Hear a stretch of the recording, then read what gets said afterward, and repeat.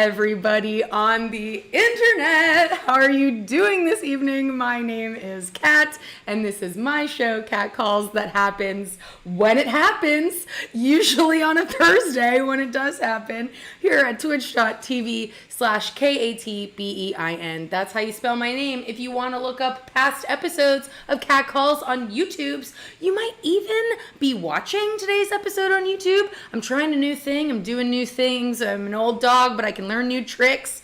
And I am excited to see Cafe Con Pan here, and Vibrant, and Torrent Strike, and Dusty Digital, and Circadian Plains, all my friends in the chat. And if you are watching this episode later on YouTube and you weren't here for the live thing, ask yourself why.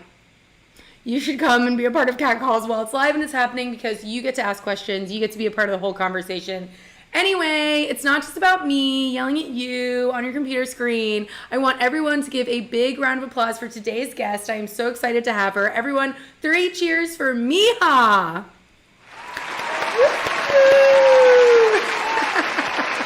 It's Vine time. I love that. Thank you, Torrent Strike. But it is also Mija time, and let me tell you, I have been waiting for this moment for quite some many years. I am a music journalist by trade, and I have been following Mija's career basically since she came onto the scene almost 10 years ago. Wild that it was almost 10 years ago. I've always been so interested to chat with her because she is truly one of the most unique voices in the electronic music scene. And I pause to say that because I think to just call her someone in the electronic music scene, yes, she's a DJ, yes, she's a producer, yes, she's made house music and trap beats and future bass and all of these things, but that's almost kind of like selling it short. Mija is very brave and does whatever the fuck she wants to do, and that is so appealing to me as a fan of music and as an interviewer. I want to get to know what's going on in her brain because, her I remember when she released the EP How to Measure the Distance Between Lovers in 2018, I was like, excuse me? It just felt like she'd planted some sort of flag in the sand and said, I am going to do something that is unexpected. And then she just kept doing it. Her debut album, Desert Trash, was really a beautiful piece of art that wasn't just trying to, collect a bunch of hits or a bunch of songs for the dance floor. It was really an expression. And Cafe Con Pan Mija is the moment. Yes, Mija is the moment then. Mija is the moment now. Mija is the moment tomorrow. All I'm saying is I'm really excited, and when I got the press release for her latest EP, No Rules, in my inbox, I jumped at the chance to invite her onto this program, and I'm very excited that she said yes, and I'm very excited that this program is back because it's been a little bit of a break for me, and Mija is such a wonderful guest to welcome us back in. She's all like, no, what are you saying? She's in the chat, so I don't want to waste too much time, but I like to give my little intro. The famous TK! The famous TK! Thank you so much for joining us. You're famous.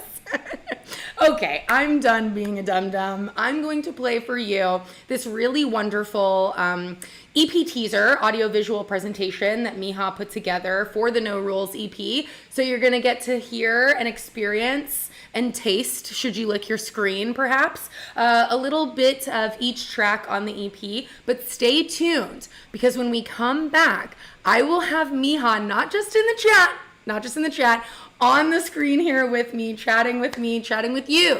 Because like I said before the intro, just for me, this is a Cat Calls exclusive. It's a big deal. Speaking of Cat Calls exclusives, stay tuned, because we also have a previously unheard Mija track. It's not even out yet, and she told me in our practice call that it was her favorite. So that's a little teaser for you there. Stay tuned. Spot, I see you. Don't go anywhere. And yeah, I'm done talking. I'll play the teaser. When we come back, Mija will be here, and this is a live chat. So if you have questions for Mija, drop them in the chat. I'll make sure I get to them. It might not happen immediately because I don't want to interrupt her in the middle of her thought. I'm done talking. You guys get it. You know the rules. There are no rules. Let's go. A woman comes into the room. She just comes into the room. Fuck.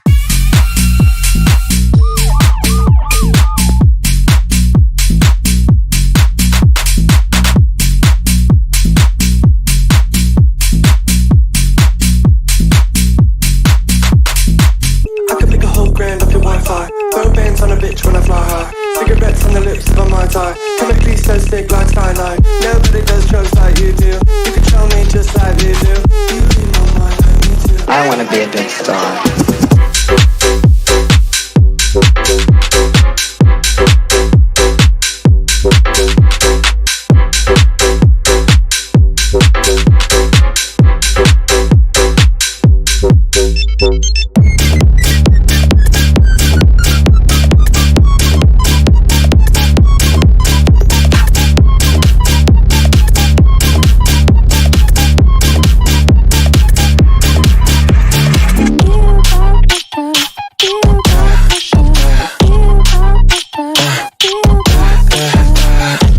Scars on my wrist, I got 9 of them. Heard, cash in my fist, I go buy a gun.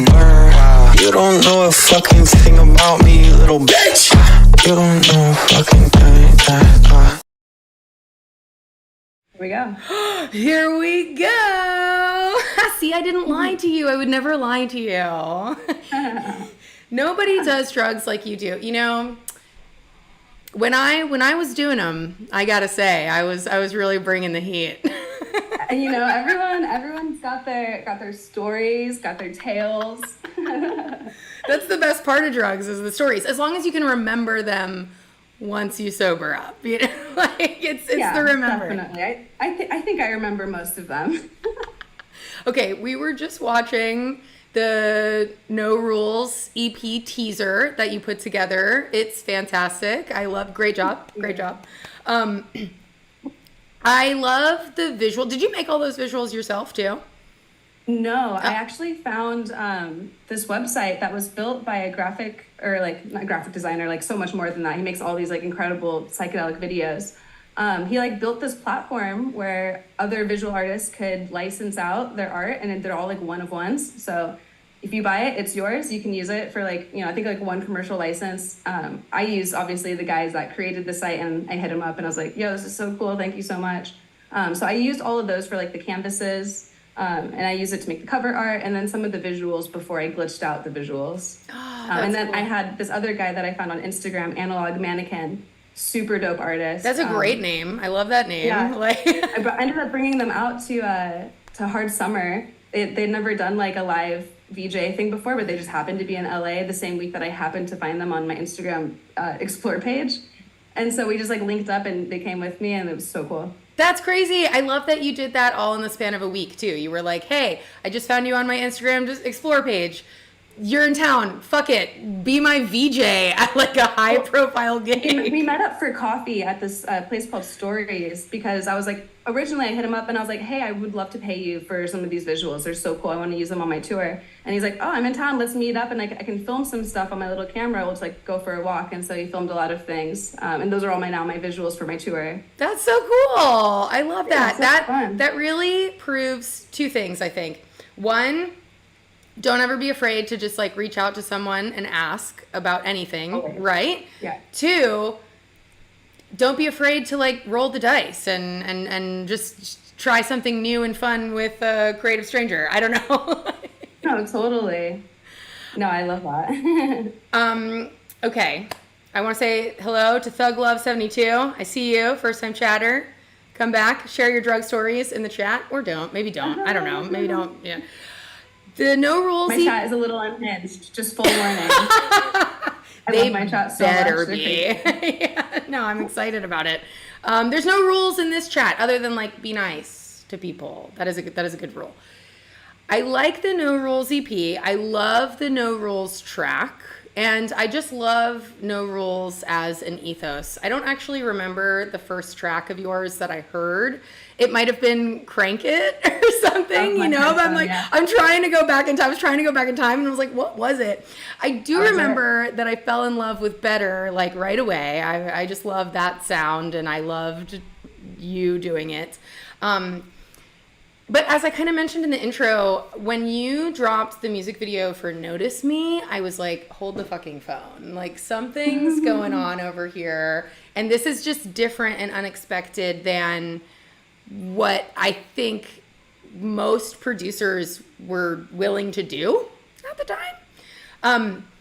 I'd love to just ask you, was that courage to walk outside of the lines, was that something that was really you had to do, or was it something that you were kind of fighting people on along the way? Like, how did that journey go for you? Was it scary? I'm sure it must have been a little bit. I'm gonna stop talking. That's a great question. Yeah, I was 100% going through existential crises as an artist. Fair. I got really popular kind of like out of the blue without any like intention of becoming, like I didn't realize that it was even an option until like it started happening. Yeah. And so originally I was like, okay, well I'm gonna like learn how to like make the type of music that I can DJ, because like that's what's happening right now. But then I was DJing, I was touring, I was traveling the world, I was seeing everything, and like it was awesome. But at a certain point, you realize like it doesn't matter how big you get, you never actually make it. There's always like one step further that you're trying to get to. So even though like I was really successful commercially, but at my core, like I'm like an anarchist punk kid, like underdog DIY, like, so I still have that like core root inside of me. And I feel like I was struggling. I was like, I'm more than a DJ. Like there's got to be more than just this. Like I don't even play my own records because like I would grow out of them before they would get released. And then also I was like really enjoying making indie music because I have a really long history with music growing up as a kid. And I love indie music. So like that was coming out of me more naturally. So I had to like figure out how to hybrid the two together, or like, you know, just kind of take a dive for a second and go explore something on new uncharted waters, despite maybe that not being like the smart business decision. But the other thing that I have that I'm really, really grateful for is my team. My manager, I've only had one manager ever. Shout out Jeff. Jeff. He's also a punk kid. Like that's why we get along. That's why we work so well together. Because he sees me and he kind of just like lets me do whatever I want and follows my lead, like trusts my vision and just does everything he can to support me. Never, I don't think, has he like really fighted me back on too much. I mean, you know, small things here and there, but like you, hey, very, very you should go to bed. It's late. Like, no, I'm just kidding. No, literally, like that's like him like sending me like food to make sure that like I'm eating while I'm in the studio at 3:00 in the morning. Yeah, no, he's a good person. That's awesome. Yeah, it was hard. It was definitely a struggle. It was the hardest thing I ever did, and it was also the most fulfilling thing I ever did. Yeah, you know, I often say, because I've heard this so many times, whenever I'm interviewing an artist and they say about their work that's coming out, I don't know if anyone's gonna like this. I don't know. When they're nervous about it because they've put so much of themselves into it, and it's different from maybe what they've done before or what their peers, the people they're categorized with, are doing. That's always to me the clue that like, oh my God, this is gonna be some of the best music that you've put out, because there's just something about being true to that personal voice inside of you that even though it feels very much your own thing, it resonates with the people who listen to it. There's some sort of energy about it. Yeah, authenticity, 100%.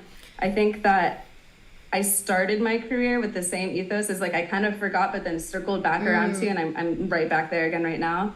I really just don't give a fuck. Like I would be making this art whether or not you were watching me, whether or not it's good enough to be listened to or to be judged. That doesn't make a difference to me because I'm an artist and like it's just art. Like I don't take anything too seriously, and I think for a minute I did. Yeah. I started going down like that, you know, the rabbit hole of like, this is what you're supposed to do. Like this is what my fans like, but.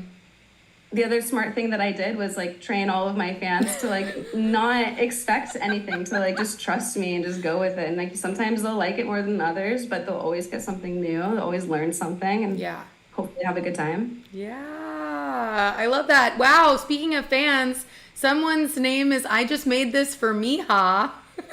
So they love it. They're here for you in all your different shades. But they have a question. Are those your vocals saying feel the pressure, feel depression on No Rules? I think it is, yeah, right? Feel the pressure. Feel the pressure. Oh, I like that they have their own take on it too. I'm literally singing like some like melody from a house track. Like, Yeah. it's not like I didn't come up with that by any means. I just was like singing it on top, and I think I sang it into my phone, and that's how I recorded it. Love it. Never underestimate the power of the phone vocal recorder. Like, that is the jam. Oh, another one, and Nobody Does Drugs Like You Do. The little tiny, little chirpy sounds like in between the drops is me and my phone being "fuck the pain away." Just like really fast and really chirpy. That's amazing. Shout out Peaches. That's Peaches. I just got my hair done because I'm being Ken for Halloween. For anyone out there who doesn't know, usually I have very colorful hair, so it's strange for me to like look at myself and see all this blonde. But I bring it up because when I looked at myself the next day, I was like, I'm like really serving Peaches right now. Like, I could do a total Peaches thing, which is a great thing to serve. Your video for Groove that we were watching before starting, that's got real Electro Clash, like dirty fucking vibes. So I'm not shocked to hear you say dropping Peaches. And I saw that you have the Dare in your tour playlist. I'm loving him right now too. So fun. I feel like that sound is just like really making a comeback. I mean, it has been for a minute, but yeah, it's super cool. It's really also in line with like what I'm doing with Gigi McGree on our So Tough So Cute projects. Like, that's like 100% the lane that we're in for that right now as well, which is fun. Talk to me about that project and that collab. How did that get started? That got started in 2018 at EZoo. We were both happened to be playing the same stage. Like, I think maybe one person between us or something. And then after we both played, Gigi comes up to me, barely knew each other, and she's like, "Hey, I have some like costumes in my dressing room. You want to come play dress up?" And I was like, "Yeah." And then we went to her room, put on these like matching giant orange jumpsuits, and then just like caused havoc throughout the entire festival together as like a little evil Love twin that. pair. They're both super blonde and had really short hair at the time. And we both had the same agent, and our agent was just like watching us like, you guys, we're going to put you guys on tour. So he started putting us on shows, and then we became best friends. That's awesome. Another example in your life of just going with the flow and saying yes and seeing where the creative partnership takes you. Yeah, now we live together. I have 2 cats. It's great. Oh, I didn't realize that. That's amazing. So I want to, before I get, too off the track here, I want to hear about your youth some more. You hinted that you had a long history with music and that you maybe more got started in this indie rock vein. And if you have Electro Clash roots and that kind of what they now call indie sleaze, like, you must have been youngish when that was going on. So what were you into as a kid? What were you reading? What were you listening to? What were you doing on the weekends? I know you were throwing like underground raves because you're a psychopath, but like, I just, what's informing where you are now as an artist? And I want to know. Tell me all about it. Yeah. So when the indie clash, like, or the indie sleaze era was happening, I was definitely like old enough at that point. I really enjoyed that culture and that scene because my mom is like 18 years older than I am and like very punk. Yeah. So like I grew up listening to like all these punk records like Bad Brains and Sex Pistols and like just like the most classic 80s punk that you can think of. And that kind of like gave me my attitude towards the world for sure. I got really, really into death metal and like black metal when I was in 6th and 7th grade. And that's why I have like all these metal t-shirts that everyone's like, how the fuck do you have that shirt? And then when I turned 15 is when I started getting into like EDM. And by EDM, I just mean like hardcore, happy hardcore, like hard dance like music. What was the second part of your question again? Because I had something else. Oh, yeah. Well, I mean, I want to hear all about your musical journey, but I'm also really intrigued to hear, like, what you were reading, because you seem like a person who is probably reading some pretty cool shit. And is today. I'd love to know what you're reading today, too. If I tell you what I'm reading, I might get canceled. But I'm going to tell you. Okay. I was I was reading a lot of Charles Bukowski, and I was reading I was reading The Fountainhead by Ayn Rand. Oh, That's my favorite book of all time. Wow. Okay. I have to say, I haven't actually read it, but it's like, controversial. It is controversial. I think there was like, when I was a junior in high school or something, there was like scholarship contest where you could read not The Fountainhead, but Atlas Shrugged. And so boring. Don't read that one. Well, I'm glad to hear you say that because, not because I tried and I also found it boring. I was like, I'm going to do this because I love writing and reading and I saw how big that fucking book was and I was like, I'm not doing it. But if The Fountainhead is the one to actually try, because I've always... The difference is like Atlas Shrugged is about a lot of her politics, which like, she's crazy, but like to be fair, she came from Russia and like communism. So of course, like when you come from that, you're going to be like a super capitalist. Just do the opposite of whatever your parents did or whatever you were raised to do, you know? However, The Fountainhead is less about her politics because I truly can't be bothered with all of that. Yeah. More of like a romantic story. It's about like individualism. It's about romance. It's about architecture. What helped me at the time is like I really needed this book because I grew up when I was a kid and still to this day in my core, like I'm a really, really genuinely altruistic person a lot of the times. Like I'm a people pleaser. Like I'll try to like do anything to make everybody feel comfortable. And it was almost to a fault. And I needed a sense of like rational selfishness to like bring everything back to me to be like, wait, hold on, but you can't like stretch yourself so thin, otherwise there's none left for you. And I really needed to focus on like what I wanted to do at that time in my life, and that book helps me a lot. That's really intriguing. I certainly can relate and know what it feels like to stretch yourself thin because you're trying to make everybody happy. I will give that book absolutely a read. And I'm a fan of like, I'm just that sort of nerd who wants to read the classics and the ones that everyone says you got to read. And I'm down to give it a try. So you're not canceled. No one canceled Mija just because she's open to reading. I have a sticker here that says read banned books, and that goes both ways, baby. But that's awesome. I admire, and I'm not surprised because taking a look at where you are in your career now, like you should be here, but you're so comfortable calling yourself an artist. You were like, I'm not making music. I would be making this music and this art regardless if anyone was watching. But I'm always fascinated when people call themselves artists because I too am an artist, but I know that I went on quite a journey to feel comfortable saying that. I think there's always when you're young or not necessarily in your age, but maybe in what you're doing, it can feel awkward calling yourself an artist. When do you feel like you made that switch over from like, I don't know, I maybe to like, bitch, I'm an artist. Like, I'm making art. I was born. I thought I was a superstar when I was like 5 years old. Like I for sure knew that I was an art. I was painting, I was drawing, I was in choir when I was 7. Like I was always like the art child of the family. Like I'm the only artist in the family, mind you, but I'm the art child of the family. How many is the family? What? How not big is big. the It's family? me, my mom, my dad, and my sister. Oh, okay. And you're just the weirdo. And then but everyone got divorced. We have new parents and stuff too. But like I'm still super tight with especially like immediate family and my sister. But funny enough, like it is it is a funny switch because I could always call myself an artist. Even when I started DJing, I was like very confident. Like I'm a DJ. Like I just need to keep telling people that I am. That way, like I'll become a DJ because people will book me, and then it'll get better and better and better. And that I felt comfortable doing that. However, what really threw me off was when I started hanging out with Skrillex, and he started telling everybody that he introduced me to, oh, this is Mija. She's a really sick producer. And I just had to be like, yep, I'm Mija. I'm a sick producer, even though like I barely fucking knew how to make music. Like, so that's a case of like just faking it till you make it, and then a little bit of imposter syndrome. Yeah, no, totally. But it's interesting to hear that story because it's very true that sometimes people see your talent before you see it.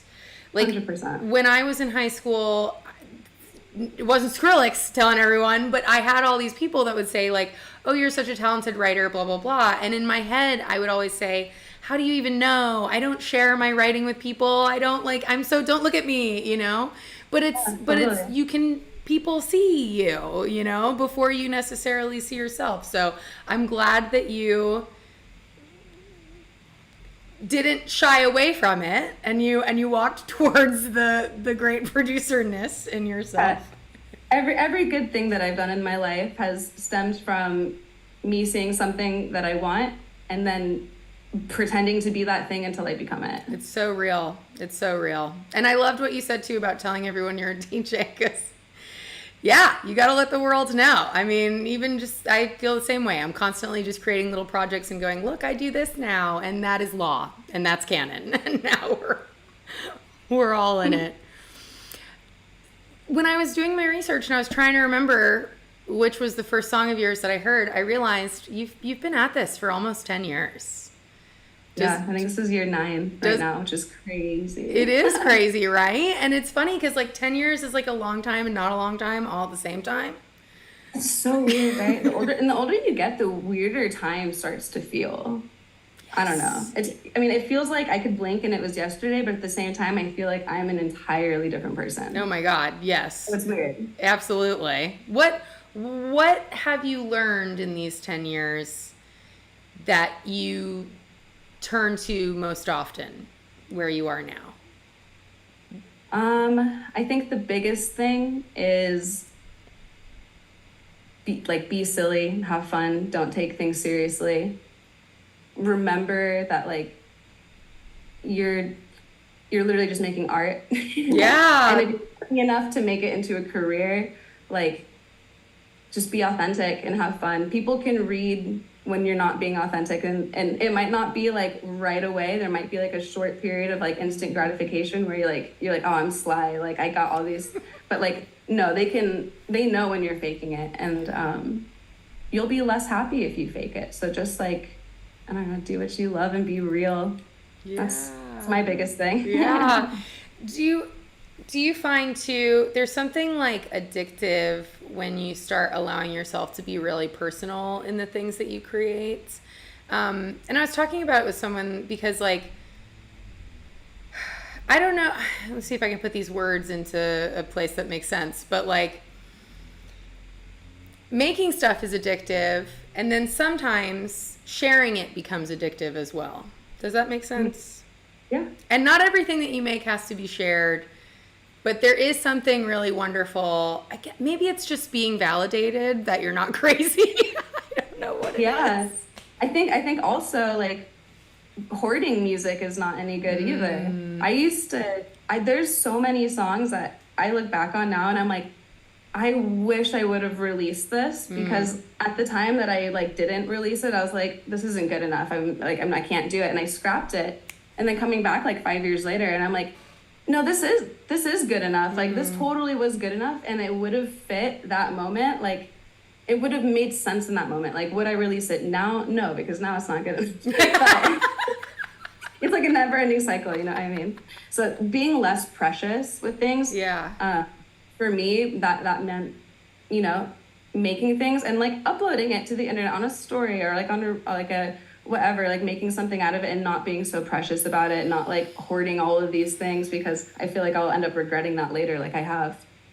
That really makes sense. And I bet there's a lot of people out there that needed to hear that, whoever you are, because people hoard their art all the time and their music. Oh my God, my closest friends will be like the best artists. They'll have hundreds of songs, never put them out. Wow, right? It's crazy. So good though, right? You release independently these days. I do. Is part of being an independent artist to have the freedom to just decide that you are going to put things out when you're ready to put them out? 100%. And the other part is like not spending silly budgets on Facebook advertising that's like coming out of your, like you end up having to pay for that. In like your deal, you have to recoup all that stuff. So like being in control of how the money is spent, being in control of the artwork, being able to upload things whenever I want is huge. Or like be able to come back later and do a different version, or like have my friend remix it. Yeah. Do whatever I want without having like those obstacles of like jumping through hoops and getting permissions while simultaneously getting half of my money taken from me. Like labels for me never, like exclusive relationships with labels never made sense for me. But I understand also that I'm kind of an anomaly and I got put on by a huge artist. So like I was able to build my fan base faster than the labels were able to capture me. by the time that they started sending me deals, they didn't make sense. And I was like, well, I'm just going to keep doing what I'm doing because it seems to be working just fine. Yeah, no, that's amazing. There was someone else I was chatting with. You know what? I've done a lot of stuff for Billboard, and there's a 20 questions format that we do. And one of the questions that kind of gets asked to each person is like, what is the best business move that you've made? And I can't remember who it was. I think it might have been Flume, actually. And he was, first of all, he was like, do I do business? I was like, No. I don't know, you're a businessman. I don't know, put your businessman hat on. But then he was like, being signed to like a small independent label is like honestly the best thing that's ever happened to me, because probably for a lot of those same reasons. But yeah, of course you did have this wonderful opportunity to get your face and your voice and your sound out there from which to build upon. How do you now stay on top of making sure your art gets in front of the right people as an independent artist, not spending half your budget on silly Facebook ads? What is the real way that you reach your audience? Years of experience. Like I'm able to do it now because I've, kept these relationships and I've been consistent and I've continued to put out music and I've continued to tour and maintain these friendships with people that over the past 9 years, they have interviewed me, have been to my shows, have had conversations with me. So for me, it's a little bit, I kind of have like an edge because I've already been in the scene and I've been so active in my own business and like very much aware of what's going on around me. Yeah.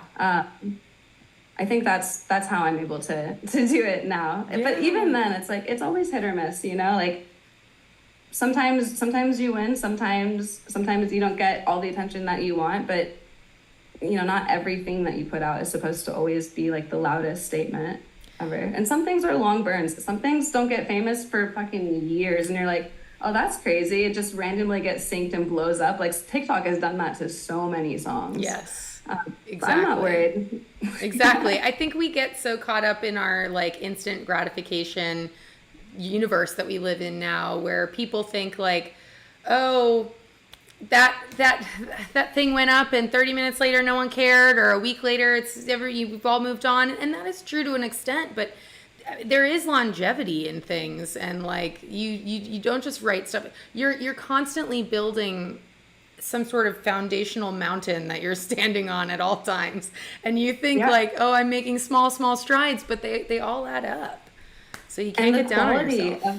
The quality of the materials that you're using to build like this thing, like it's so much more important. Like I would rather have 100 people that like love what I'm doing genuinely than I would have 1 million passive listeners that just heard me on the radio or something. Right. And I think that's the hardest thing right now, is that all these labels and everybody, like, their way to break artists, they're not breaking artists anymore. They're waiting for artists to break themselves on these platforms. But the problem is they're breaking with these passive listeners that don't always necessarily translate to like ticket sales or anything else. Sometimes they do, sometimes they don't, depending on like the world that that artist has built and created around them. But you can't do that with passive listeners. Your foundation is everything. Yeah. War Blitz, can't say even an easy one like that. War Blitz says, when in doubt, zoom out. And I do appreciate that. And then also, when having an anxiety attack, zoom in. Focus on small things you can do. Go focus on something really small. It's keeping that balance. It's keeping that balance that keeps us alive. And thank you for the bits, Spot. That's so exciting. Cheers. You also, I was told that you funded this EP with, and Matt VV5 says, assuming Matt is a man, but Matt, they love your stuff. So I just want you to know. Matt. I heard that you funded this EP selling digital collectibles on the Web3 platforms. On the web, I already sound like a 70-year-old on the Web3. And, there's so much chatter about Web3. It's either the future or it's a total scam. And we're in this place right now where, like, everyone's already heard NFTs and whatever. Where we sit right now, I'd love for you to tell me what brought you into the Web3 world and how you are using it as an artist right now? Like, demystify it for me a little bit. Not in the sense of like, how does it work, but like, how does it practically work for you? And why is it something you're excited about still? In 2017, I bought a little digital cat called a crypto kitty on the internet using Ethereum. And that was the first, like mechanism that Ethereum was like proof of concept. Like the application is like silly, but it's just proving what you can do, which is like buy these digital collectibles, these silly little cats, and then you can breed them and make like rare ones, and this whole like little internet game thing, right? So that's how long I've been into it. I've been into Ethereum since like back in the day. So I've seen a few cycles go, and I kind of have an understanding of how they work now. The best business decision I ever made was not signing all my songs to a label, because when NFTs came around and like music NFTs came around, and when we were in like the bull market and everyone was making a lot of money and they're really excited still, that was like, you upload a song, like you would upload it to SoundCloud and then you get free money. Yeah. It's literally what it was like. And what are these people getting out of it in return? The same exact thing that you guys are all getting on Twitch right now. Like, you're getting access to like this person in a way where like you can chat with them, you can talk to them, you have like the Twitch chat. For me, I have a Telegram chat where I hang out and talk to all my collectors, anyone that's ever bought any of my stuff. So I know everybody that's supporting me, and I think that relationship between the artist and the fan is the most valuable piece of the equation. Because I have all my catalog and I've never sold any of my records, I started dropping a song. Sometimes I'd do one a day, sometimes I'd do one a week, sometimes I'd like forget and like it'd be a month and then I drop one. But I've been consistent for the past 2 years, and I like to say that I funded my EP on this. I don't really know exactly what that means. Like, it's just me making money and paying for all my shit. Like, at the end of the day, like the funds could have came from anywhere. Yeah. But I have made a significant amount of money in the past 2 years from Ethereum, and we're still in we're in a bear market right now. So like that's like a good time to build before everything starts going up. So I'm a big fan. I really love that community a lot. Yeah. You know, I appreciate you taking the time to explain that, because I've heard people say over and over again that it really bridges the gap between fan and artist. But the way you explained it made a light bulb go off for me, because it's like these people are like, it's like, you know, I always think when I think of artists and patrons, I think of like the Renaissance or the fancy when everyone's, you know, Mozart's in a fucking powder wig or something. But it's kind of the same concept. It's like these people are going, hey, I love what you do. I'm going to pay for one of your songs, basically, so that you can go off and make another song. Because, like, I want you to keep literally what it is. And then you get to have this digital communal space where you can know those people. That makes so much sense. I don't know why it took you explaining it that way. Maybe it's because you just broke it down. It's so much simpler than people make it out to be, because even artists, like if you try to onboard an artist that's like big and has like a following already, it's almost impossible, because they go into it being like, okay, I have to make like this whole project, I have to make this whole thing, this whole rollout. Like they treat it like they're doing like a release for like a distribution or like a record label. But at the end of the day, these people, like, they're music fans, but they're mostly technology fans. Yeah. You know? So you have to like remember that like it doesn't necessarily matter how much. So I mean, okay, if you put in a lot of effort and like it's good, like people recognize it and like awesome, like you get cred for that. But it's so unnecessary. If you can just upload a song and be consistent, all they care about is consistency. Because if you're consistent, your floor stays up, and if you drop off and you just like come in once a year, that's not going to do anything. No one's going to ever like see that as like valuable. It's like never growing. It's just like coming in, trying to make money and leaving. Yeah. When ultimately, like you have to be, you know, it's a two-way relationship. Yeah. You got to talk to people. You got to see what they're about. Right. A little bit. A little bit. Yeah. Come on now. I don't know. It always interests me. Like I love knowing the people that are my fans, because I want to make sure that like, you know, I got good fans. Yeah. Right. Nobody wants to like hate their fans, or like, that would be so embarrassing.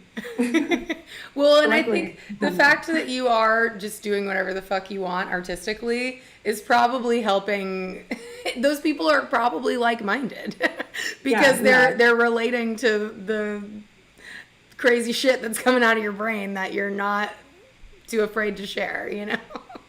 Totally. Speaking of, okay, we've been chatting, but I do want to talk about the No Rules EP, and I specifically would love to hear the backstory on this poem from A Woman Comes Into the Room. I mean, it's so unique in its diction and in its delivery. Like, is that a robot speaking? Is that a woman being a robot? Like, what is this poem? Where did you find it? What's going on? Yeah, so years and years and years ago, I found it. I can't remember if like I found it or my friend found it. Either way, me and my friend became obsessed with this house record by Medicine 8 called Bona for Hand. The poem is featured in that, and then there's like a whole other like little B section that's like the producer made up. Amazing song. I used to rinse it all the time. Somehow between hard drives and computers, I lost the song. I tried looking for it on the internet, typing in like every single word from the poem, like a woman comes into the room. No luck. Could not find this anywhere. So then I kind of forgot about it. And then recently, like in the past years, somehow it came up again. I think an old friend brought it up and he was able to find it. And not only that, he was able to find or strip the acapella from it. Wow. And so I stripped the acapella. I made a whole new song out of it. And I was like, what should I do? Like, I should find like that original producer that like used this and like see what the deal is. So I did a really deep dive on the internet. This man, he's a bit older than I am, has gone through countless DJ names, countless record labels. Like I was like on LinkedIn figuring all this shit out. And you had your PI hat on. Eventually I found him. I sent him a DM on Instagram and I told him what I was doing. I like showed him the song and asked him like, what is this from? And he hit me back and he was like, this is from an old poetry record that I have from the 70s. Like I'll have to go in my basement to find it, but like I'll try to find it this weekend. So a week later, he sends me like the blurriest photo of this record. And I'm like zooming in, trying to read it. I figure out it says Alice Notley. So I was like, okay, next step, find Alice. Wow, I love this. Get my popcorn. Yeah, so now I'm back on LinkedIn again. I find out that Alice is 77 years old. She lives in Paris now. Wow. And so I found her email. I sent her a cold email and said, hey, I found your poem. Really big fan of your work. Here's a song I made. Would you be okay if I put this out on the internet? And she said yes. She was very cute, very charming, very like, I gotta take my grandkids to school. Or, like, I don't even know why she's telling me all this information. It was like very much older woman. Yes, an older woman comes into the room. It was so cute. So now she has her very own DistroKid account that I pay $10 a month for, or $10 a year for. Okay, yeah. Just in case she ever wants to, collect her royalties. That's awesome. Thug Love 72 says, what a trip, great outcome. We like the concept of trying to find Alice, too, just as a fun Lewis Carrollian type of twist. And Joey Headset, this is why I spend unhealthy numbers of hours digging through thrift store vinyl. Bets. Are you a crate digger? I am such a crate digger. You put me in a record store, I can't leave until I've seen almost everything.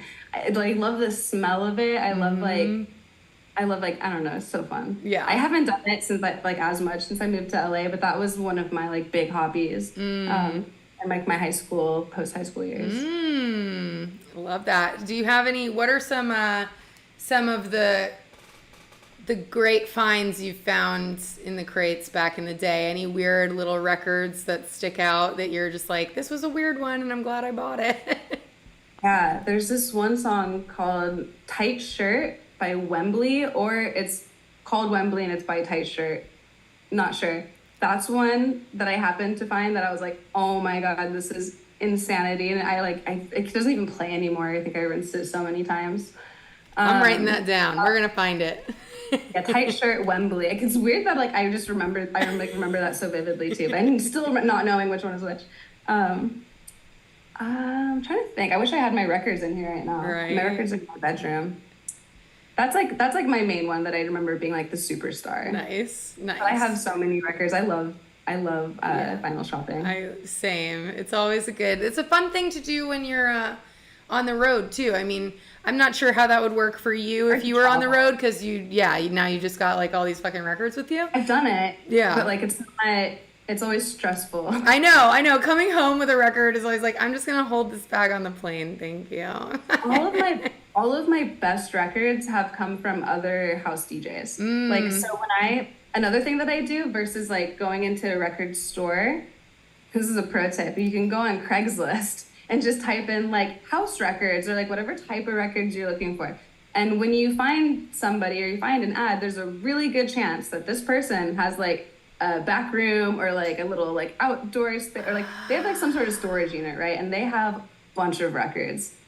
They've already done the first sweep of crate digging, so now you're on layer 2. So like you're just gonna find even more gold because you're sweeping through what someone already combed over and like already liked. So that's always really fun. And then like you can make friends and like I've like ended up at people's backyards having beers with them, listening to records. Like sounds so great. Oh my god, the best Craigslist connection. Like you want your DJ, you want good DJ records, go buy them from other DJs. That makes total sense.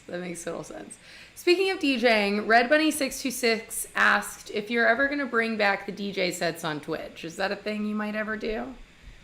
Well, here's the thing, guys. If you were here before we raided the channel, you can see how terrible my internet connection is when it comes to live streaming. Like, it's actually impossible. So I just can't live stream from where I live right now. Yeah. My internet was awesome downtown, and I'm not there anymore, and now it's just, like, embarrassing how bad it is. So I would have to like upgrade internet and like do a whole thing. And honestly, with like touring and how much music I've been making, I don't know if I have like the capacity to do something consistent. And if I had better internet and it was easier, I think I would. But maybe again in the future. Yeah, Cafe Con Pan streaming ain't easy. Heard that? Let me tell you. The ways that I have like, listen, friendly berated people when I'm signing up for internet, like, are the upload speeds good? I need the upload speed. Yeah, our download speed. No. I need the upload speed. Yeah. They're catching on. They are. It's not that unheard of anymore. I think like when I first started streaming in 2020 though, it was like a whole thing, and I was living with roommates and I was like, I'll pay for the better internet. I really want it. My goodness. Can we just, before we go much further, because we're coming close to an hour, but we still have time, can we just like talk about how great ballroom culture is? Because you're definitely writing a love letter to ballroom culture on this EP, and I love it. Thank you. Yeah, I feel like, obviously inspired by Paris is Burning, which has been a huge influence on my life for the past 10 years. And on top of that, like the group of friends that I have made in the past like 2 years in Los Angeles, like, I don't know, like COVID was bad, but I made a lot of friends after COVID just because I was like in one space for like a long time. And this friend group is like so incredible. I have never had so many amazing, supportive, talented friends that are like all doing their own thing while simultaneously like making time and making space and like always supporting each other. So that's something that I'm incredibly grateful right now. And a lot of them are in the gay community and the queer community. Some of them are drag queens. Some of them are DJs, some of them are dancers, like choreographers. Like, I don't know. It's so fun and so special. And so I don't know why I made this song out of thin air. I was just like, I was inspired because we were using the Paris is Burning for So Tough, So Cute. We threw a party in LA and we had like a projector. We're like, let's just throw Party Monster and Paris is Burning back to back all night. Great choices. So I had like all of the audio and I was like, I'm going to make a little comp, like a little fan video, essentially, a fan song. Right? It is kind of like an AMV. It's literally a music video for them. Yeah. I made a fan video. And I sent it to, originally I was like, who can I get on this that would like do it justice? And first person I thought of, Cakes Tequila, absolute legend, like been around for a long time, insane vocalist. And so I sent it to him and he immediately was like, love this, yes. At the same time, I also sent it to Recno just in case, like, I wanted to get like different feelers. Recno's like, this is amazing, yes. And then when Cakes came back with the verse, I was like, Rekno, Cakes is on it. Let me know if you want the open still. And the night that I was about to send it off to mastering, right before I was gonna send it, Rekno hits me back and he sends the verse. And I was like, oh my God, this is iconic. So I put everything together at the very last minute. And it was really cool. Rekno sent me like this incredible 2-minute long voice message. Just like, I didn't realize, obviously like it's cool, but I didn't realize how special it was for them. He featured on a song with Cakes Sakilla, who like they've looked up to and is like an icon and like someone that they would always dream of collaborating with. Like I was just doing this like for like the goodness of the song. I didn't even like really like taking that into consideration. So that was really special. And yeah, I don't know, it's the song makes me cry, it makes me dance, and I love it. I love playing it.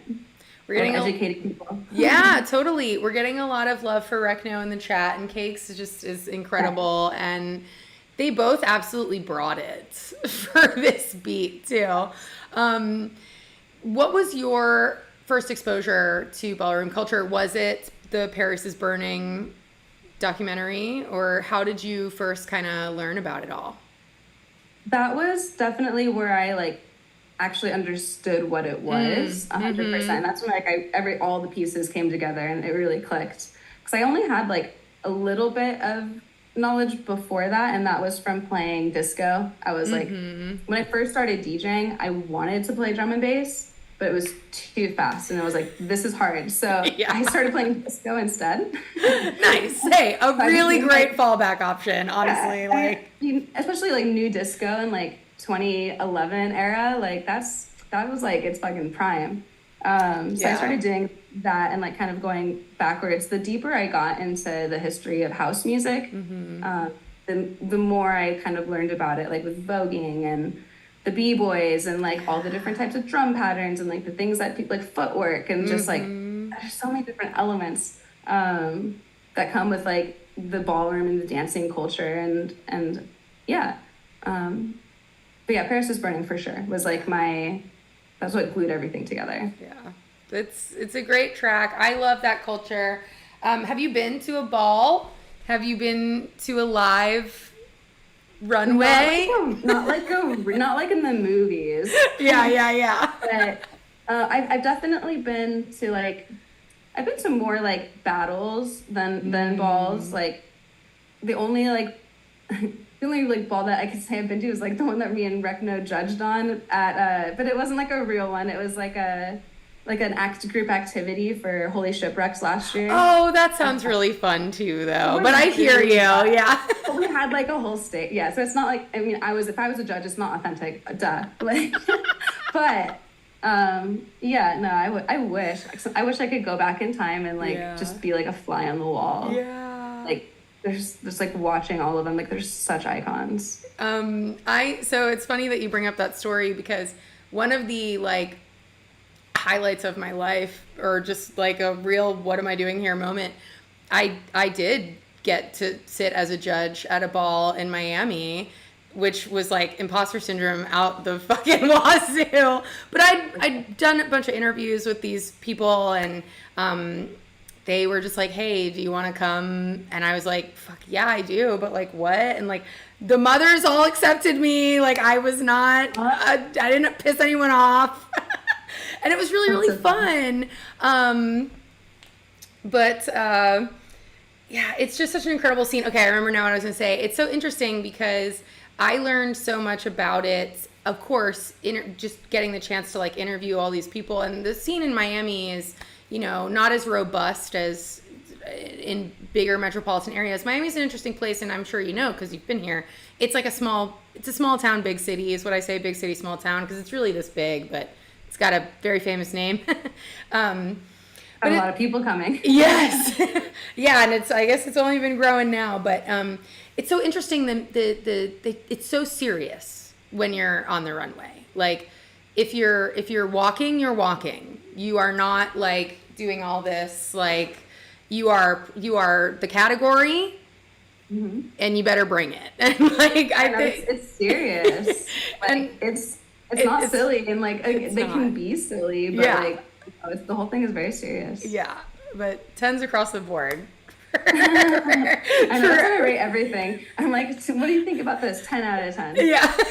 Listen, it's a 10 or it's a nothing. That's all you're getting. Exactly. There's no in between. But there's no in between. There's no in between. What are you working on right now? What are you doing? Right now, oh man. Right now, I the only thing I've done this week is make like 5 different covers of this song that I heard on TikTok. Hell yeah! Which song? Really Which productive. song? It's called Ecstasy by Suicidal Idol. Oh, you put that on your playlist. Yeah. I'm just obsessed with that. So I made a disco remix. I've made an acoustic guitar cover. I love that. Okay, but hello, it's your job. Like, you're still doing your job. Oh, like, no, literally, it kind of like it's exciting me because I'm like, yes, like I'm still like a sick DJ. Like I'm still like, I mean, I'm not finding things before everyone else. This is literally charting on Billboard TikTok charts right now. Right. But I, most of those people, again, probably passive listening to like the one part that they heard on TikTok. Like, yeah, like I know this song front to back. I figured it out. I'm figuring out how to mix it into like some song. At least. Put it somewhere on the tour. I'm glad you brought that one up in particular because that sound. What is that? Like, can we, like, how do we describe it? The fast like, one or the slow one? Just like, whatever the sound of that song, like, you know the producer Suicide Year too? I don't think so. Okay, if you like that song, you're gonna love Suicide Year as well. Okay. And it's got the same sort of like, I don't know how to describe it. I'm not gonna do a good job. But I feel like there's something brewing and there's something there. And I'm like, there's a sound quality. Yeah. It's very nostalgic. It reminds me of like the music that I was listening to when I was 15 and raving in a way. A little bit like, it's like that plus hyperpop at the same time. Yes. That song so in particular that you mentioned, I don't remember, what is it called again? Is it Ecstasy? Ecstasy. How could I forget? My goodness. Hyperpop.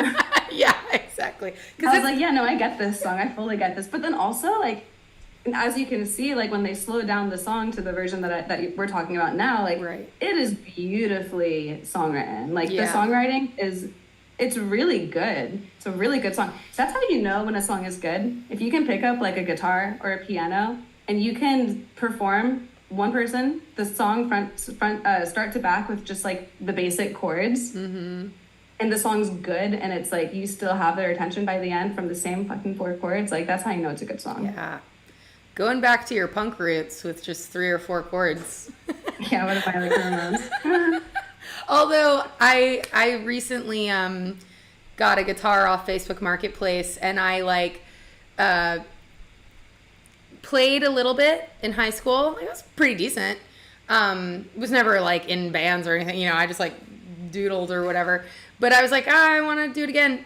And rediscovering the guitar has reminded me how much every fucking song you know is the same goddamn 3 or 4 chords. It's like it's the same 5 chords, and you can, if you have a capo, you can play it anywhere. But I'm actually getting better now. I'm using my capo significantly less because I am maturing as a guitar player, and I don't need a capo because I know how to do bar chords now. Getting that strength up, that bar chord strength. Yeah, my fingers are destroyed. Well, actually, not really, like barely. I use nylon, so like they only hurt if I like play for like hours and hours and hours. Yeah. But even then, nylons are nice. That's you gotta get them calluses up.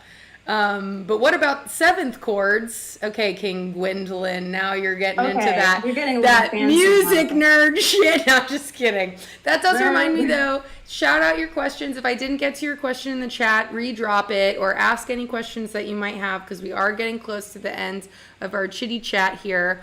But while people perhaps, I'm so glad you made it to King Gwendolyn. I love your binary name. So fun. You did present me with a track to play when our chat is over that you said was just like your favorite that you've been working on right now. What about that track? Tell me about that track. What is that track? What will these fine folks eventually hear? And why are you so excited about it? I'm excited about it because I love to DJ it. It's so fun. It goes off. Like even in like the first demo that I made and I dropped it live and I was like, yeah, this is gonna be fun. And it was so easy, and I love it when it's easy. I hate it when it's hard. Love it when it's easy. I Put that on a t-shirt. literally. I was working on it at the same time as I get an email, a cold promo, like never heard of this artist before. I don't even know how they got my email, honestly. But I opened it because I was like, oh, that cover art's pretty cool. And like it had featuring like 5 different people, and I think they were all like drag queens from RuPaul. Or some of them were just like other drag queens from like other things.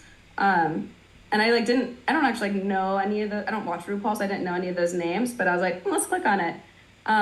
Loved the song. Yeah. The song is really good. It's by So Drove and Vince the Alien. It's called Goddamn Star, like G-O-T damn star. And just coincidentally happens to have the word star in the title and feature some insane queer vocalists. So right after my I Want to Be a Big Star. Right? But I don't know. I was just already working on it, and I listened to the song and I was like, I have a suspicious feeling that these vocals would line up perfectly over what I'm doing right now. And so I emailed them back and I said, hey, I love your song. Can I remix it? And they emailed me back 30 minutes later with the stems. They're like, bet, super big fan, like, go for it. And I was like, cool. So I just take the acapella and I put it over my song, and I was like, I knew it. Like, just right away. I knew it. Like, it's so easy. I chopped like a couple of things, sent it right back to him an hour later, and he's like, this is amazing. Do you want to put it out? And he is also like, you know, a very small artist, doesn't have a record label, just uploads on DistroKid. And I'm like, perfect. Love that for us. Let's go. So we uploaded it, and now it's coming out next month.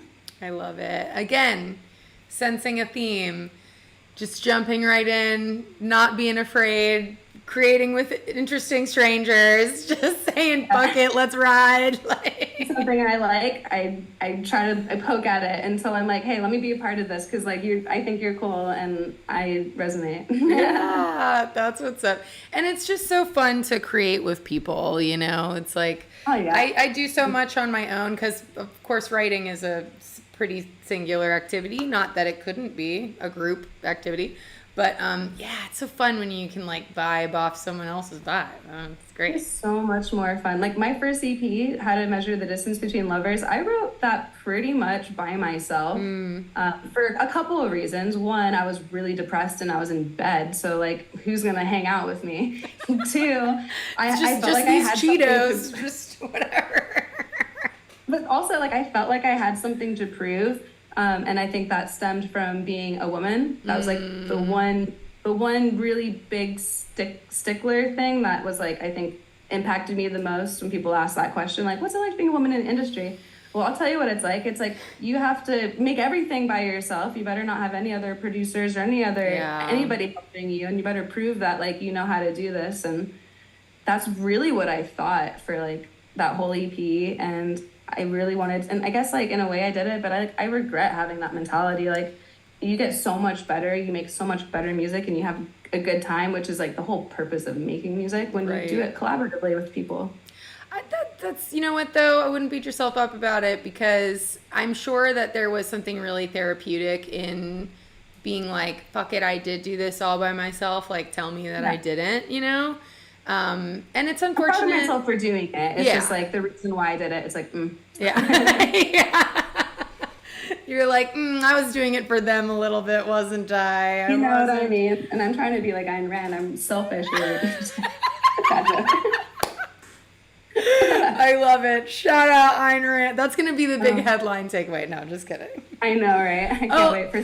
I'm just going to come back and like make a whole article. Yeah, right? It has been the long con all along. I'm just here to cherry pick the worst bits of your life. No. I love it. I love it. I meant to ask you too, when you were talking about all those great friends that you made, you know, after and during or because of the COVID years, were those your great friends that surprised you when you were in the studio and you ended up making a music video? Now that you're here, tell me that story real quick, because that just is so fun. So cute. It was so cute. It was like 2 or 3 o'clock in the morning, and I'm in the studio trying to finish that song. Literally that song. I see. Not out partying. That's why you're singing it. It's on your mind. You've heard it 200 times in the, And then out of nowhere, I discover that Gigi is home and she's brought the entire party with her.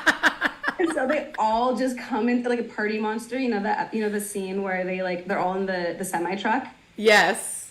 And they're like all piling out of the semi truck. That's what it was like in the door to my studio. Everyone comes in, everyone's like, "What are we doing? Why are we here?" And like, I think this is like kind of like not too long after me and Gigi first moved in. So she's like showing off the studio to everybody. Oh yeah. And then nobody left. It just like we turned on the strobe light, we turned off all the lights. They're like, "Show us your song, show us your song." And I was like, "Okay." So then I started playing it, and then my friend started filming, and I was like, "This is so iconic! Like, you guys are so cool." That's why it's fun to watch because it's authentic. I know, Because you it's weren't real. making it up. You weren't just like, okay, we're gonna play the song. Music video shoot. Right. That's what I was gonna say. Where Music they video like try to throw a party and it's so awkward. I've been to so many of those video shoots and it never works. They always been like, "No, it's gonna be cool." No, it never is. Oh my gosh. I went to, this is even different from that, but I was at one of those, like, I don't remember what it was, some sort of holiday. Oh, it's a concert on the beach and it's MTV's filming it and what the fuck ever, and J-Lo's gonna perform, you know, that sort of thing. But it was funny because it was for TV. It was like, okay, everyone, we're gonna be back in 5, so we want you all to scream. Everyone scream, and the whole, like, you know, oh, go crazy, like, yeah, Applause sign. yeah, act like you're really having fun, and it's like, Yeah. I don't know. Never works. Did you ever? As a random aside, you ever listen to The Rapture? Yeah. You know that song, "Ooh, yeah, all right, whatever the fuck it's called." Oh, yeah, all right. It's, Big one. that's not the name, but it's something like that. I only, in the last few years, for some reason, really listened to all the lyrics. I always loved that. People don't dance no more. They just stand there like this bit.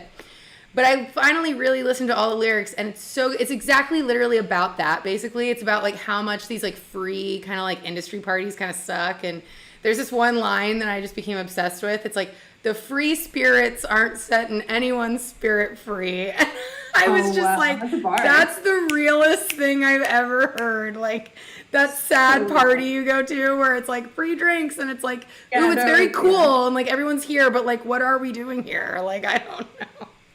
Yeah, no, I totally know what you mean. That's so funny. That's a great line. Just a completely innocuous aside that had nothing to do with anything that I wanted to share. I love that. I'm gonna remember that. Yeah, it's a good one. You can steal that one next. Next time I'm at like one of those really lame industry parties, whoever I tell is gonna be like, "Damn, you're fucking cool. Like, you're a genius." Right? You're gonna be like, and you'll I'm gonna do say, it to a yes. stranger, like a really hot stranger, and then keep walking. Yeah. Pickup line. That is a good one. Oh my Los god. Angeles. I got Come on. chills thinking about you doing that. So I'm excited for you to do it and report back.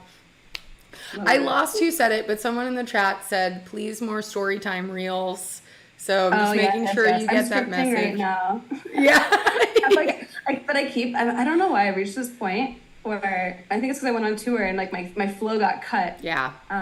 Now I'm just like I've half stories, and then I'm just like I'm bored. And I'll like start new stories. I gotta just like finish something. Finishing things, that's the toughest part sometimes as an artistic creative as well. More. Finish him. Well, Mija, it's been an hour. I've had such a wonderful time chatting with you today. Thank you so much for coming onto the program and for being a part of this. And I feel really happy about being back at it because I took a little break. Really feel like the wait was worth it on my side to finally get the chance to chat with you. And Yeah, I'm so happy we got to do this. yeah, me too. And I'm so happy to hear your headspace sounds like it's great for who you are and what you're doing. And how much longer are you on tour for? Pretty much ever. Just forever? Yeah. No, DJ touring is so silly. It's like I'm on tour, but like, okay, I'm on tour like on the weekends, but I'm still home during the week. But like tour never ends. Yeah. Because once you have the tour, it's like, you know, then it just starts all over. You'll again. just name it for something else. Right. You'll be like, I'm touring, Exactly. but it's We'll for this rename- new song. Yeah. We'll rename the perpetual tour. But no, for this, as of like now up until whenever I decide, at the minimum the end of the year, I'm doing like a No Rules tour, which is like pretty much based around my EP and my ethos as a DJ. And throwing some fun parties. Yeah, man. Well, I don't think you're coming to Florida with that fun No, party. and I can't remember why. I feel like there's like a reason for that, because usually I do like a whole little Florida run. Yeah. Well, and definitely there's always going to be another Florida run, so Yeah. we won't have to worry about that. Yeah. But yeah, not this time. Next time you're on that Florida run, I'll definitely run into you. I'll do it. You want to do the drive with Tallahassee, Gainesville? Yo, fuck it. Those are all my Orlando, hoods. Like Miami. I went to school at FSU. I went to school at UF. So like I got Okay. couches. I got shit to do in those cities. Got friends? Let's do it. See, that's really what I'm looking for. I feel like I've reached this point in my touring career where I don't have a tour manager anymore, because honestly, like I am the tour manager. No matter who's TMing, like I'm better at it, because I've just done it more than everybody. Okay, yeah, And I don't fair. really like. I don't know. I just don't need one anymore. But Yeah. I have a lot of friends in every city. So like every time I go somewhere, I just hit up everybody, and I'll usually have like a whole little squad. And I'm like, who needs a tour manager when you have like squads in every city? Like, we're good. It's So, true. Yeah. it's been a fun tour so far. It'll be good. That's awesome. It's as long as you get on the plane on time. That seems like that's generally I'm the so tour good with that. manager's biggest job is like, congrats for doing it all yourself. Congrats for doing it all yourself all the time, Mija. Your Thank arms you. must be so tired from carrying that They're career. So strong. You're doing awesome. Okay. Yeah, thank you so much for having me on. It's been so much fun Thank chatting with you and you. catching up. Yeah, this has been truly wonderful. Thank you so much. And I'm going to play the Goddamn Star remix. And then I am going to play the video you put together for I Want to Be a Big Star. So it's going to be a star you. 69. A star-studded perhaps. affair. Yeah, it's going to be star-studded. You said it. All right. Okay, I'm going to go. Thank you so much. I'll see you later. Bye. Bye. We did it, y'all. Oh my gosh, that was so much fun. Stuffspot, thank you. Red Flame, you are a big star. Warblitz, cheers to you. I think I'm gonna have a sour beer now that this is all done. Joey Headset, Florida is inevitable, absolutely. Torden Strike, Cat is back. We're doing it. I want to tell you who my next guest is, but I have that information somewhere. It's not completely confirmed, so I'm not going to give it away right now. But I will be back on November 2nd. I will be back with another Cat Calls. So that is not next Thursday, but the Thursday after. And I won't say the name because I want to make sure, is the next guest a long player? What does that mean, a long player? What does that mean? Maybe.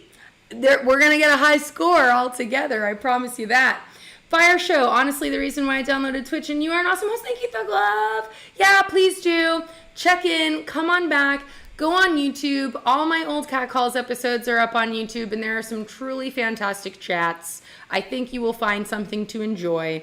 There's also a bunch of silly concert clips and some vlogs and some interviews that I've done there. I'm constantly behind on my video edits, but there will be cool interviews and vlogs coming there as well. Thank you all so much for joining. It's been so wonderful getting to know you all. You all have a great sense of humor. You all belong here. And I know you're going to love these songs, so give them a listen. Thank you for the subscription with your Prime sub, Fugs Cascades. Is it worth it just to hear me destroy your name? You do get one free subscription on Prime. If you're a Prime subscriber, you get one free Twitch subscription, and you could give it to me. Hey, that's all I'm saying. You could give it to whoever you want, but you could give it to me. Oh, Warblitz, battery at 2%. I'll stop talking, and you can enjoy the song for as long as your phone survives. I love you all. I'll talk to you in the chat. Enjoy.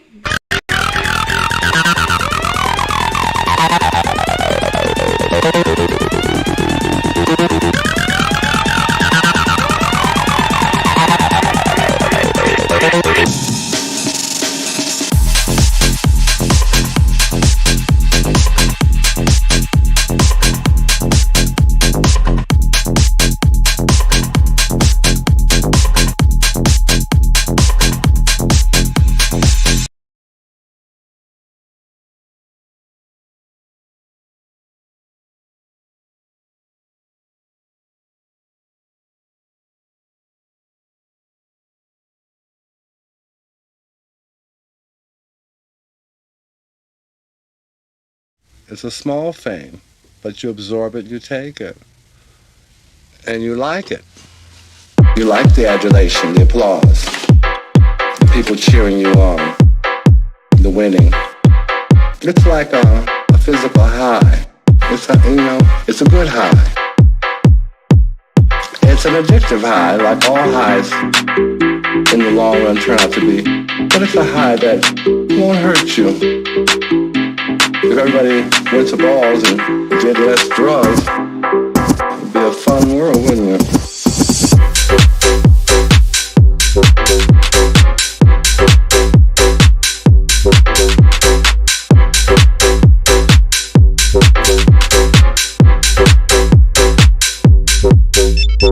Cold cock, yeah, bang your head with this shit. Everything I spit is all fact, never fiction. Couldn't imagine all the sights I see. Got 5 different shows for the end of the week. Hoes is late, can't relate. Wind me up, pump the bass. Cakes is here, fix your face. Clear the room, smash the place.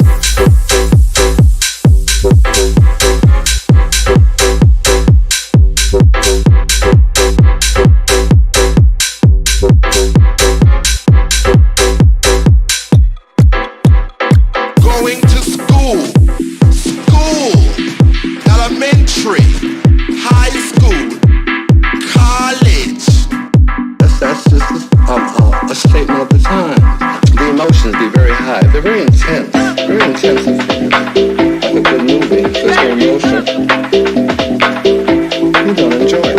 I believe that there's a big future out there with a lot of beautiful things. Everything is yours.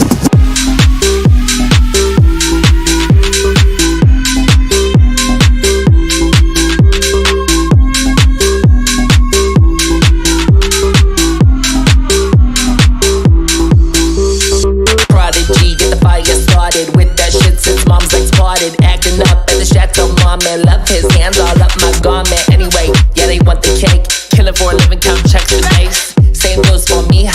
You better got a check if you know you wanna see how. Everybody wants to leave something behind them. Some impression, some mark upon the world. When you think you left a mark on the world,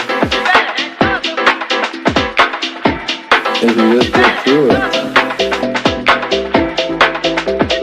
and a few people remember your name, then you left a mark. You don't have to bend the whole world. I think it's better to just enjoy it. Pay your dues and enjoy it. I want to be a big star.